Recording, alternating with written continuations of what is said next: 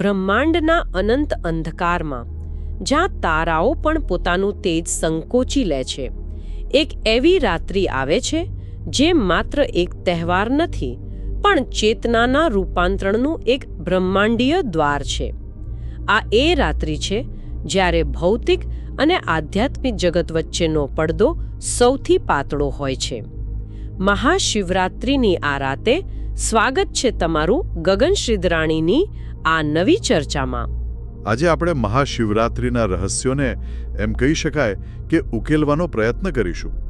આ માત્ર શિવ પાર્વતીના વિવાહની રાત્રિ નથી, પણ એક એવી કોસ્મિક ઘટના છે જેનું વિજ્ઞાન, યોગ અને માનવ ચેતના સાથે અત્યંત ઊંડું જોડાણ છે. બરાબર. આપણે જે પ્રચલિત માન્યતાઓ છે એનાથી થોડું પરે જઈને એ સમજવાનો પ્રયત્ન કરીશું કે શા માટે આ રાત્રે જાગરણ અને ઉપવાસનું આટલું બધું મહત્વ છે, શિવલિંગનો સાચો અર્થ શું છે, અને નીલકંઠથી લઈને તાંડવ સુધીની કથાઓ આપણને આપણા જીવન માટે શું માર્ગદર્શન આપે છે. ચાલો આ બ્રહ્માંડીય રહસ્યની પરત ખોલીએ. સામાન્ય રીતે જ્યારે શિવરાત્રિની વાત આવે ત્યારે લોકો તેને એક ધાર્મિક તહેવાર તરીકે જુએ છે, પણ મને એક વાત બહુ રસપ્રદ લાગી કે આ રાત્રે બ્રહ્માંડમાં ઊર્જાનો એક ખાસ પ્રવાહ વહે છે. આ કોઈ કાલ્પનિક વાત છે કે તેની પાછળ કોઈ વૈજ્ઞાનિક આધાર છે? અહીંથી જ આખી વાત એમ કહો કે રોમાંચક બને છે. આ માત્ર કલ્પના નથી. આજે રાત્રે એટલે કે 15 ફેબ્રુઆરી 2026ના રોજ ગ્રહોની ગોઠવણ અત્યંત દુર્લભ છે. ચંદ્ર ધનુ રાશિમાં છે અને ગુરુ તથા પ્લુટો સાથે એક એવો યોગ રચી રહ્યો છે જે પ્યુરિફિકેશન અને રિન્યુઅલની ઊર્જાને અનેક ગણી વધારી દે છે. પણ એનાથી પણ વધુ મહત્વની વાત યોગિક વિજ્ઞાનની છે. આ રાત્રિ દરમિયાન પૃથ્વીનો ઉત્તર ગોળાર્ધ એવી સ્થિતિમાં હોય છે કે માનવ શરીરમાં ઊર્જા કુદરતી રીતે જ ઉપરની તરફ વહે છે, જાણે ગુરુત્વાકર્ષણનો નિયમ ઉલટો પડી રહ્યો હોય. એટલે જ કદાચ આખી રાત જાગરણ કરવાનું અને ખાસ કરીને કરોડરજ્જુ સીધી રાખીને બેસવાનું. બિલકુલ, એ જ પોઈન્ટ પર હું આવતો હતો. હા, એ કોઈ શ્રદ્ધાની કસોટી નથી. ના, એ તો ઊર્જાના પ્રવાહ સાથે તાલમેલ સાધવાની એક વૈજ્ઞાનિક પ્રક્રિયા છે. શું હું સાચી છું? બિલકુલ સાચું. આ કોઈ શારીરિક સહનશક્તિની પરીક્ષા નથી. કરોડરજ્જુ એ આપણા શરીરનો એમ સમજો કે ઊર્જા માર્ગ છે. જ્યારે આપણે તેને સીધી રાખીએ છીએ ત્યારે આપણે આ કુદરતી ઉર્ધ્વગામી ઊર્જાના પ્રવાહ માટે એક ખુલ્લો માર્ગ બનાવીએ છીએ. અને આ ઊર્જા જ્યારે મસ્તિષ્ક સુધી પહોંચે છે ત્યારે તે ચેતનાના ઉચ્ચ સ્તરોને જાગૃત કરે છે, જેને આપણે આધ્યાત્મિક અનુભવ કહીએ છીએ. પણ ઉપવાસને લઈને એક દલીલ એવી પણ થાય છે કે તે શરીરને કષ્ટ આપવા બરાબર છે. તો આ આધ્યાત્મિક લાભ અને શારીરિક કષ્ટ વચ્ચેની રેખા ક્યાં છે? ખૂબ જ સારો પ્રશ્ન. જુઓ, આપણા ઋષિઓએ હજારો વર્ષો પહેલા જે ઉપવાસની પ્રથા આપી તેને સમજવા માટે આધુનિક વિજ્ઞાનને નોબેલ પુરસ્કાર જીતવો પડ્યો. ઓહ, સાચે? હા. જાપાની વૈજ્ઞાનિક યોશિનોરી ઓહોસુમીએ ઓટોફેજી નામની પ્રક્રિયા પર સંશોધન માટે આ પુરસ્કાર જીત્યો. ઓટોફેજી એટલે સ્વભક્ષણ. જ્યારે આપણે ઉપવાસ કરીએ છીએ ત્યારે શરીરને ખોરાક પચાવવામાંથી મુક્તિ મળે છે. એટલે બચેલી ઊર્જાનો ઉપયોગ શરીર પોતાના ક્ષતિગ્રસ્ત અને નકામા કોષોને સાફ કરવા માટે કરે છે. એટલે કે શરીર પોતાની જાતે જ પોતાની સર્વિસિંગ કરે છે? બસ એ જ.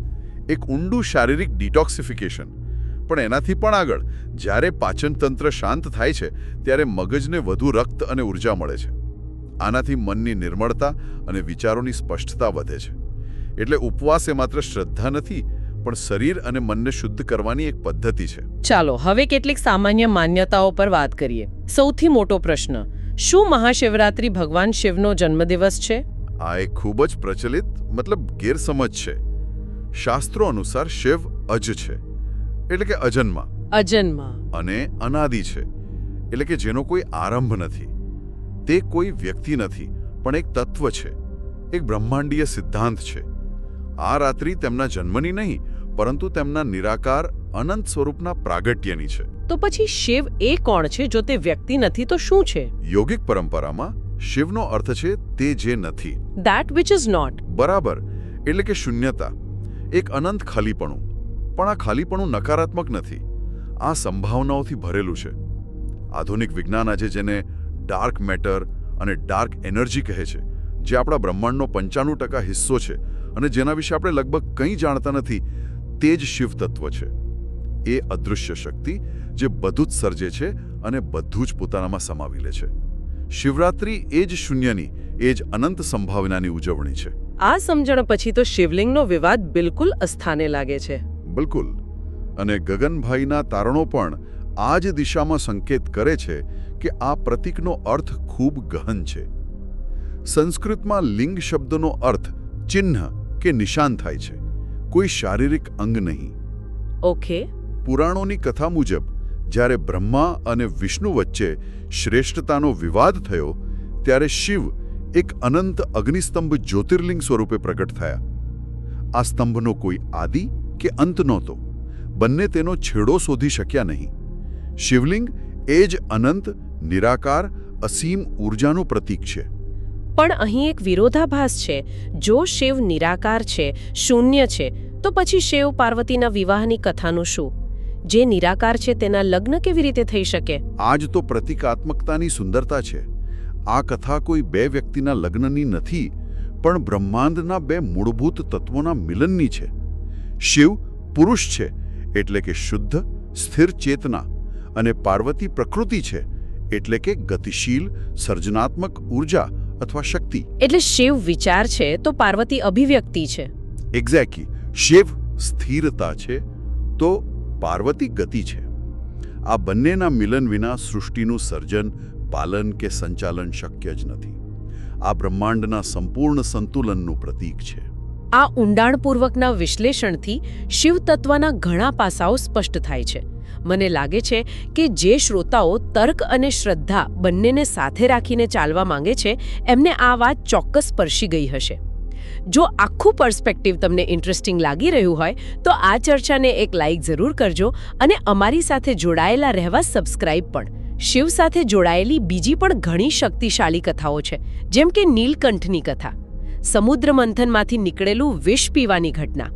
આ કથા આજે આપણા જીવનમાં કઈ રીતે પ્રસ્તુત છે? આ કથાનું મહત્વ આજે પહેલા કરતાં પણ વધુ છે. જ્યારે સમુદ્ર મંથનમાંથી હલાહલ વિષ નીકળ્યો, જે સમગ્ર સૃષ્ટિનો નાશ કરી શકતું હતું, ત્યારે કોઈ દેવતા તેને ગ્રહણ કરવા તૈયાર નહોતા. શિવે સૃષ્ટિને બચાવવા તે વિષ પી લીધું, પણ તેમણે તેને ગળા નીચે ઉતરવા ન દીધું. તેમણે તેને પોતાના ગળામાં જ ધારણ કરી લીધું. આનો અર્થ એ છે કે તેમણે નકારાત્મકતાને ન તો બહાર ફેંકી, ન તો પોતાના અસ્તિત્વનો ભાગ બનવા દીધી. બરાબર. આનો આધ્યાત્મિક સંદેશ કે છે કે જીવનમાં આવતી નકારાત્મકતા, પછી તે કોઈની ટીકા હોય, અપમાન હોય, ગુસ્સો હોય કે ઈર્ષા હોય, તેને પોતાની અંદર ઉતારીને વ્યક્તિત્વને ઝેરીલું બનાવવાની જરૂર નથી. તેમજ તેને દબાવી દેવાની પણ જરૂર નથી. તેને નિયંત્રિત કરીને, સાક્ષી ભાવે જોઈને તેને રૂપાંતરિત કરવાની ક્ષમતા કેળવવી એ જ શિવત્વ છે. નીલકંઠ બનવું એ કરુણા અને આત્મનિયંત્રણની પરાકાષ્ઠા છે. અને શિવના તાંડવ નૃત્ય વિશે શું? મોટાભાગના લોકો તેને વિનાશ અને પ્રલય સાથે જોડે છે. જુઓ, તાંડવ માત્ર વિનાશ નથી. તે સર્જન, પાલન અને સંહારની એક સંપૂર્ણ પ્રક્રિયાનું નૃત્ય છે. તે બ્રહ્માંડની લયબદ્ધ ગતિ છે. શિવના બે મુખ્ય તાંડવ છે. એક આનંદ તાંડવ, જે સર્જનનું પ્રતીક છે, અને બીજું રુદ્ર તાંડવ, જે વિનાશનું. પણ આ વિનાશ પણ રચનાત્મક છે. તે જૂની, સડી ગયેલી વ્યવસ્થાઓ, વિચારો અને માન્યતાઓનો અંત લાવે છે, જેથી નવીનતા અને નવસર્જન માટે જગ્યા બની શકે. જેમ જંગલમાં આગ લાગ્યા પછી જ નવી કૂંપળો ફૂટે છે, એવું કંઈક? બિલકુલ. તાંડવ પછી જ નવયુગનો આરંભ થાય છે. આ તો જીવનના પરિવર્તનના નિયમનું જ પ્રતીક છે. અને અહીંયા ગગનભાઈએ જે વાત પર ભાર મૂક્યો છે એ સમજવા જેવી છે કે જે જૂનું છે, જે આપણને આગળ વધતા રોકે છે, તેનો અંત જરૂરી છે. આ દ્રષ્ટિકોણ સમજાય તો વિનાશનો ભય જ દૂર થઈ જાય. ચોક્કસ. આ સમજણ જીવનમાં આવતા ઉતાર ચઢાવને સ્વીકારવાની હિંમત આપે છે. આ દ્રષ્ટિકોણ જો તમને પણ વિચારવા મજબૂર કરતો હોય તો લાઈક કરીને અમને જણાવજો. અને હા, અમારી ચેનલને સબસ્ક્રાઇબ કરવાનું ભૂલતા નહીં, જેથી આવી વાતો ચાલતી રહે. તો આ બધી વાતોનો સાર શું છે? આ બ્રહ્માંડીય ઊર્જા, આ પ્રતીકો અને આ દંતકથાઓનું જ્ઞાન મેળવ્યા પછી આજે રાત્રે કોઈ વ્યક્તિએ વ્યવહારિક રીતે શું કરવું જોઈએ? મુખ્ય વાત એ છે કે આ રાત્રિને માત્ર એક રિવાજ તરીકે નહીં પણ એક તક તરીકે જોવી જોઈએ. શું કરવું જોઈએ તેની વાત કરીએ તો પહેલું, ઉપવાસ. શરીરને હળવું રાખો. ફળ, દૂધ જેવો સાત્વિક આહાર લો, અથવા જો શક્ય હોય તો નિર્જળા રહો, જેથી તમારી ઊર્જા પાચનમાં નહીં પણ ધ્યાનમાં લાગે. બીજું, જાગરણ. આખી રાત જાગીને કરોડરજ્જુ સીધી રાખીને ધ્યાન, મંત્ર જાપ, ખાસ કરીને ઓમ નમઃ શિવાયનો જાપ કરો. ત્રીજું, ક્ષમા. આ રાત્રિ જૂના દ્વેષ, ભય અને ગિલ્ટને છોડી દેવા માટે ઉત્તમ છે. અને ચોથું, દાન. પોતાની ક્ષમતા મુજબ જરૂરિયાતમંદોને મદદ કરો. કરુણા એ શિવ તત્વનો જ એક અભિન્ન ભાર છે. અને શું ટાળવું જોઈએ? એવી કઈ બાબતો છે જે આ ઊર્જાને ગ્રહણ કરવામાં અવરોધ બની શકે છે? મુખ્યત્વે 4 બાબતોથી દૂર રહેવું જોઈએ. પહેલું, નકારાત્મક વિચારો. ક્રોધ, દલીલ, ઈર્ષ્યા આ બધું આપણી ઊર્જાને નીચેની તરફ ખેંચે છે. સાચી વાત. બીજું, તામસિક ભોજન. માંસ, મદિરા, ભારે ખોરાક શરીર અને મન બંનેને સુસ્ત બનાવે છે. ત્રીજું, નિંદા. કોઈની બુરાઈ કે ટીકા ન કરો. વાણીની શક્તિનો ઉપયોગ સકારાત્મક રીતે કરો. અને ચોથું, ભૌતિક આસક્તિ. ધન, પદ કે દુનિયાવી ચિંતાઓને થોડા સમય માટે બાજુ પર મૂકીને આંતરિક વિશ્વની યાત્રા પર ધ્યાન કેન્દ્રિત કરો. અને જેમ કે ગગનભાઈના વિશ્લેષણમાં સ્પષ્ટપણે જણાવાયું છે, નિશિત કાળ એટલે કે મધ્યરાત્રિના સમયનું શું વિશેષ મહત્વ છે?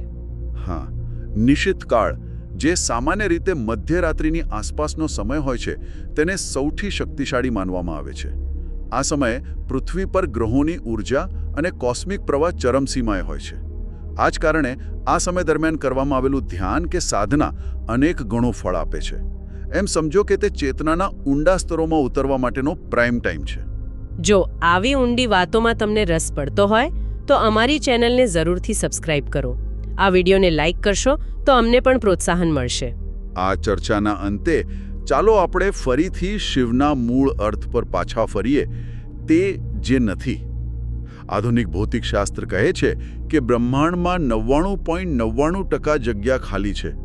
પરમાણુની અંદર પણ મોટા ભાગનો ભાગ ખાલી છે. આ ખાલીપણું, આ શૂન્યતા જ સર્જનનો આધાર છે. તે કેનવાસ જેવું છે જેના પર સમગ્ર બ્રહ્માંડનું ચિત્ર દોરાયું છે. અદ્ભુત. તો આનો અર્થ એ થયો કે મહાશિવરાત્રિ એ બહાર કોઈ ભગવાનની પૂજા કરવાનો દિવસ નથી, પણ પોતાની અંદર રહેલી એ અનંત સંભાવના, એ શૂન્યતામાં ડૂબકી લગાવવાનું આમંત્રણ છે. એ અનુભવ કરવાનો અવસર છે કે આપણે ફક્ત આ શરીર કે મન નથી, પણ એ અનંત ચેતનાનો જ એક અંશ છીએ. બરાબર. આ રાત્રિ એ સ્વયંમાં શિવ તત્વને અનુભવવાની રાત્રિ છે. ભીડમાં, મંદિરોમાં ઉજવણી કરવી સારી વાત છે, પણ સાચી શિવરાત્રિ તો એકાંતમાં, પોતાની અંદર જ ઉજવાય છે. આ રાત્રિના રહસ્યો માત્ર વાર્તાઓમાં નથી, પણ બ્રહ્માંડના કણ-કણમાં અને આપણી પોતાની ચેતનામાં છુપાયેલા છે. આશા છે કે આ ચર્ચા આપને એ રહસ્યોની નજીક લઈ જવામાં મદદરૂપ થશે. ગગન શ્રીધરાણીની આ નવી ચર્ચા સાંભળવા બદલ આપ સૌનો ખૂબ ખૂબ આભાર, અને આપ સૌને મહાશિવરાત્રિની ખૂબ ખૂબ શુભકામનાઓ. હર હર મહાદેવ.